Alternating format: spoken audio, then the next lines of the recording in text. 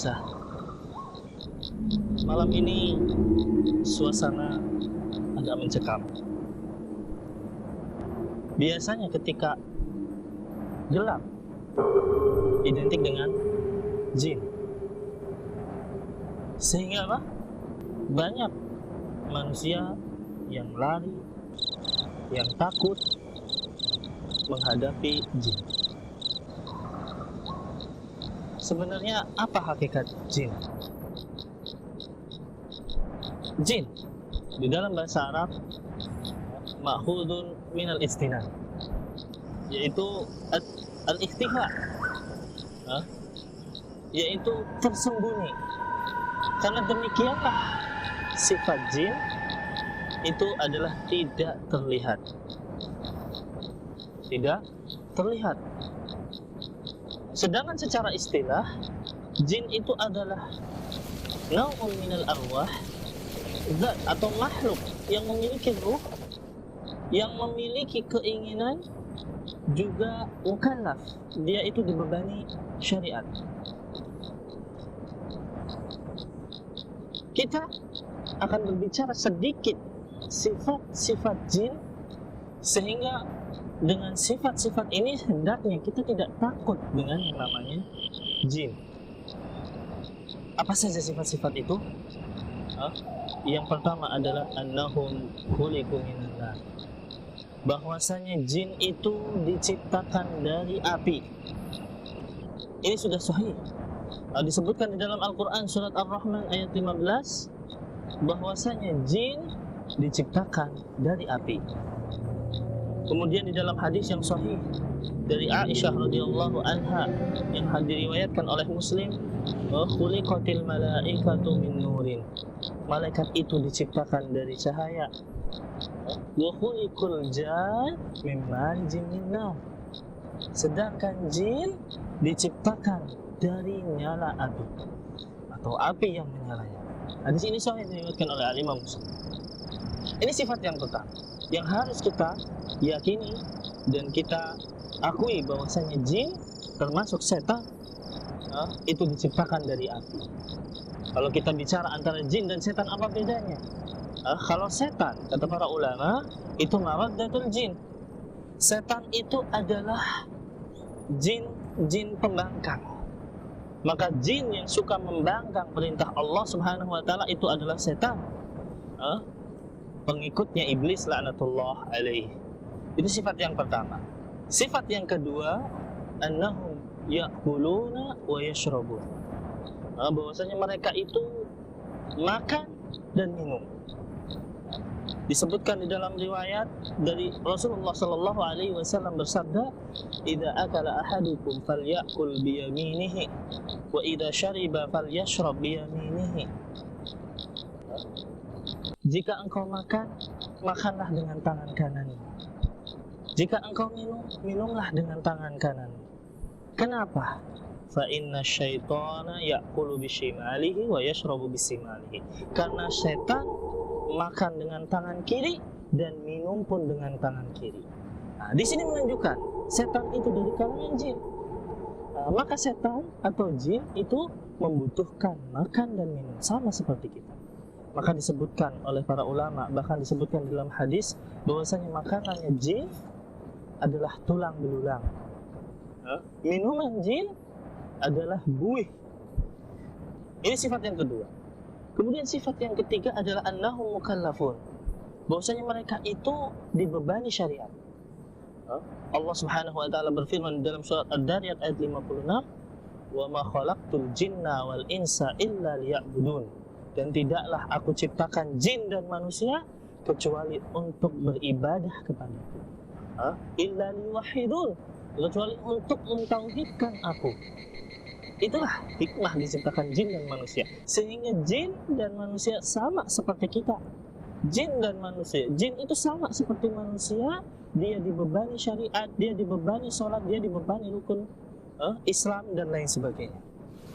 Kemudian yang perlu dan penting diketahui, bahwasanya jin memiliki kemampuan untuk berubah wujud.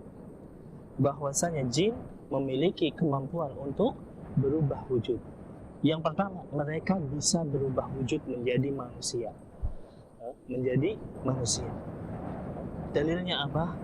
Kita ingat kisah bagaimana Abu Hurairah ketika menjaga Baitul Mal menemukan atau bertemu dengan seorang pencuri yang mencuri Baitul Mal, dan hadis ini sahih, ada di riwayat Al-Imam Bukhari. Ternyata setelah 3 hari berturut-turut mencuri di Baitul Mal, dia kemudian memberikan sebuah nasihat, yaitu atau sebuah ayat yang agung, yaitu ayat kursi. Rasulullah pun mengatakan bahwasanya itu adalah jin. Di sini menunjukkan bahwasanya mereka bisa berubah wujud menjadi manusia, Sehingga apa yang kita lihat dari misalnya orang yang baru meninggal, kemudian kok ada dia kembali lagi seperti semula atau muncul kembali di rumahnya, ini adalah setan, ini adalah jin yang berubah wujud untuk apa? Untuk menakut-nakuti manusia. Pada hakikatnya ketika sudah meninggal terputus, mereka tidak akan mungkin kembali lagi ke dunia. Adapun ketika muncul kembali orang tersebut, itu adalah qarin atau itu adalah jin yang berubah wujud. Kemudian ketika kita misalnya melihat ada kuntilanak, ada pocong, atau ada jelmaan-jelmaan yang lain, itu hakikatnya adalah jelmaan jin. Untuk apa? Untuk menakut-nakuti manusia. Karena setan itu berusaha menakut-nakuti manusia, berusaha agar manusia menjauh dari zikir kepada Allah Subhanahu wa taala. Caranya berbagai bentuk cara. Ketika di Indonesia banyak orang takut dengan pocong, banyak orang takut dengan genderuwo atau kuntilanak, maka jin pun akan berubah seperti itu supaya mereka takut. Coba bayangkan ketika misalnya mereka ada di Cina, tentunya berubah. Setannya akan berubah, bukan menjadi pocong tapi menjadi vampir. Atau misalnya di luar negeri menjadi zombie dan lain sebagainya. Ini. Kemudian perubahan yang kedua yang bisa dilakukan jin adalah dia bisa berubah menjadi ular. Rasulullah mengatakan, "Inna bil madinati nafarun minal jini qad aslamu." Bahwasanya di kota Madinah ada sekelompok jin, sekelompok jin yang sudah masuk Islam. Kemudian Rasulullah mengatakan, kalau kalian melihat ular di dalam rumah, maka usirlah atau berilah izin dia 3 kali. Usir 3 kali. Kalau sudah 3 kali kembali lagi, falyaqtulhu, maka bunuhlah ular tersebut. Kenapa? Fa innahu syaiton, karena itu hakikatnya adalah setan. Maka ketika ada ular di dalam rumah, jangan langsung dibunuh. Karena bisa jadi ketika itu adalah jin muslim, jangan kita bunuh, kita usir dia. Kecuali kalau sudah 3 kali kok masih kembali lagi, maka boleh dibunuh. Karena ini menunjukkan bahwasanya dia itu adalah setan. Ini hadis dari Rasulullah Shallallahu Alaihi Wasallam. Ini, jadi setan bisa berubah wujud,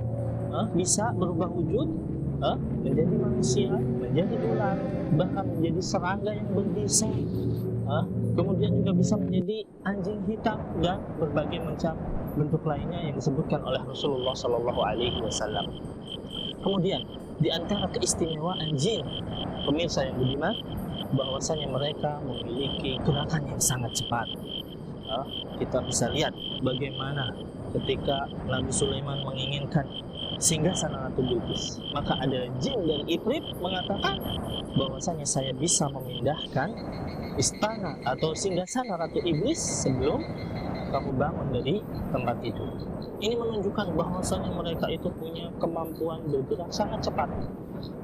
Mereka punya kemampuan juga untuk membuat bangunan-bangunan yang tinggi. Di masa Raja Sulaiman atau di masa Nabi Sulaiman alaihi salam, bagaimana beliau memerintahkan jin untuk membangun gedung-gedung yang tinggi, kemudian piring-piring yang besar dan lain sebagainya. Bisa dilihat di dalam Al-Quran. Dari sini, pemirsa yang budiman, kita hanya mengingatkan kepada pemirsa sekalian bahwasanya jin itu adalah saudara kita, bukan musuh kita.